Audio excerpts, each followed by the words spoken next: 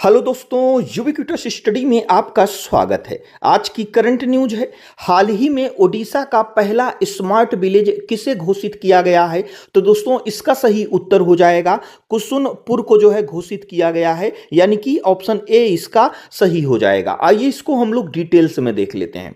दोस्तों ओडिशा के केंद्रपाड़ा जिले के राजनगर ब्लॉक में स्थित कुसुनपुर गांव को राज्य का पहला स्मार्ट विलेज घोषित किया गया है। यह घोषणा विज्ञान और प्रौद्योगिकी मंत्रालय के तहत वैज्ञानिक और औद्योगिक अनुसंधान परिषद यानी कि CSIR द्वारा की गई है। और दोस्तों इस परियोजना को एक मिशन मोड पहल के रूप में शुरू किया गया है, जिसका प्राथमिक उद्देश्य वैज्ञानिक नवाचारों और आधुनिक तकनीक के माध्यम से ग्रामीण बुनियादी ढांचे और जीवन स्तर में सुधार करना है। कुसुनपुर को इस विशेष परियोजना के लिए इसकी तटीय स्थिति और चक्रवात जैसी प्राकृतिक आपदाओं के प्रति संवेदनशीलता के कारण चुना गया है। यानी कि दोस्तों उड़ीसा के केंद्रपाड़ा जिले में स्थित कुसुनपुर गांव को स्मार्ट विलेज बनाना केवल तकनीकी बदलाव नहीं है, बल्कि यह गांव को आत्मनिर्भर और सुरक्षित बनाने की एक वैज्ञानिक कोशिश है।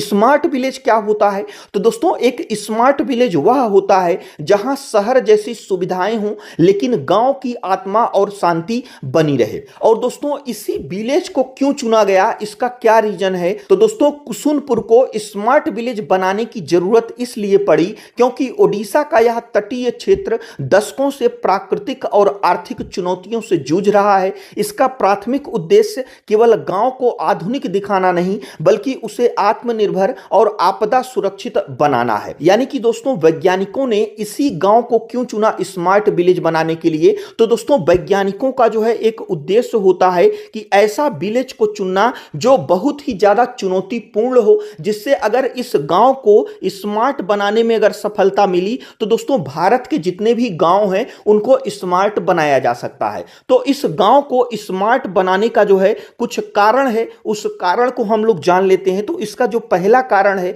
वह है कि ओडिशा का यह क्षेत्र बंगाल की खाड़ी के पास होने के कारण हर साल चक्रवात और बाढ़ का सामना करता है और पारंपरिक मिट्टी के घर और बुनियादी ढांचा इन आपदाओं में नष्ट हो जाते हैं। यानी कि दोस्तों जो परंपरागत मिट्टी के घर होते हैं और जो बुनियादी ढांचे होते हैं वह चक्रवातों के और बाढ़ के कारण जो है जल्दी से ये टूट जाते हैं। और चूंकि दोस्तों यह गांव एकदम समुद्र के किनारे स्थित है, तो यहां का जो भूजल है वह बहुत ही खारा है, जो पीने योग्य नहीं है। और कारण क्या है? तो दोस्तों आधुनिक तकनीक और भंडारण की कमी के कारण किसानों की फसलें या तो कीटों से खराब हो जाती हैं या मानसून की मार जो है झेलती हैं। और इसका एक प्रमुख कारण और है कि रोजगार के अवसरों की कमी के कारण युवा अक्सर शहर की ओर पलायन करने को मजबूर होते हैं। अब इसका समाधान क्या है? तो दोस्तों जो वैज्ञानिक हैं इसका समाधान निकाले हैं, तो इसका समाधान है कि स्मार्ट विलेज के तहत कुसुनपुर में सौर ऊर्जा का उपयोग किया जाएगा। इसका मतलब है कि गांव अपनी बिजली खुद पैदा करेगा, साथ ही आधुनिक मशीनों के जरिए हर घर तक साफ पीने का पानी पहुंचाया जाएगा। और यहां ऐसे स्कूल और सामुदायिक केंद्र बनाए जा रहे हैं जो तेज समुद्री तूफानों को भी झेल सके। इन्हें क्लाइमेट रेजिलिएंट बुनियादी ढांचा कहा जाता है, यानी कि गांव को इस तरह तैयार करना कि वह भविष्य में आने वाले बड़े तूफानों का सामना बिना किसी बड़े नुकसान के कर सके। यानी कि स्मार्ट विलेज के तहत इस गांव में दोस्तों जो बुनियादी ढांचा है, जो स्कूल वगैरह हैं और जो स्थानीय घर होते हैं, उनको इस प्रकार से तैयार करना कि दोस्तों जो यहां पे तूफान वगैरह आते हैं उनको यह जो है अच्छी तरह से झेल सके और कम से कम इससे जो है नुकसान हो। और यहां के किसानों को पुरानी पद्धति के बजाय वैज्ञानिक खेती सिखाई जाएगी, यानी कि फसल खराब ना हो, जिसके लिए आधुनिक कोल्ड स्टोरेज बनाए जाएंगे। और इसको दोस्तों मिशन मोड क्यों कहा गया है? कुसुनपुर को CSIR एक मॉडल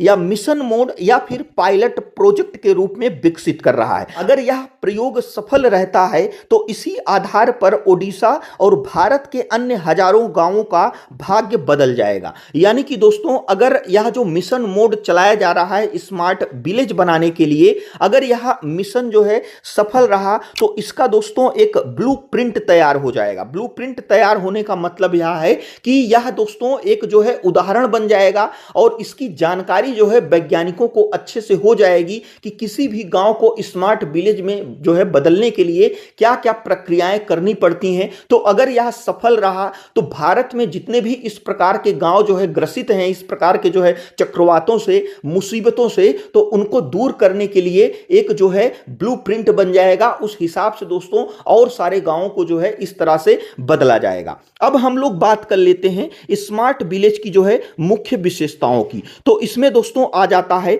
सतत बुनियादी ढांचा, यानी कि गांव में अक्षय ऊर्जा, विशेषकर सौर ऊर्जा, स्वच्छ पेयजल की आपूर्ति और आधुनिक स्वच्छता प्रणालियां स्थापित की जाएंगी। वहीं पे जलवायु अनुकूल निर्माण, यानी कि चूंकि यह क्षेत्र आपदा संभावित है इसलिए यहां जलवायु लचीले स्कूल, घर और सामुदायिक केंद्र बनाए जा रहे हैं जो चक्रवातों को झेल सकें। आजीविका और कृषि, किसानों की आय दुगुनी करने के लिए वैज्ञानिक कृषि तकनीकों, आधुनिक फसल भंडारण और शीत गृह की व्यवस्था की जाएगी। इसी प्रकार से दोस्तों डिजिटल कनेक्टिविटी, यानी कि गांव को बेहतर इंटरनेट और डिजिटल सेवाओं से जोड़ा जाएगा। कुल मिला के दोस्तों अगर हम बात करें तो कुसुनपुर का यह मॉडल भविष्य में ओडिशा और देश के अन्य गांवों के लिए एक ब्लूप्रिंट के रूप में कार्य करेगा, जो यह दिखाएगा कि कैसे तकनीक के माध्यम से एक आत्मनिर्भर ग्रामीण समाज का निर्माण किया जा सकता है। इसी प्रकार से दोस्तों यह हमारा आज का करंट अफेयर्स था।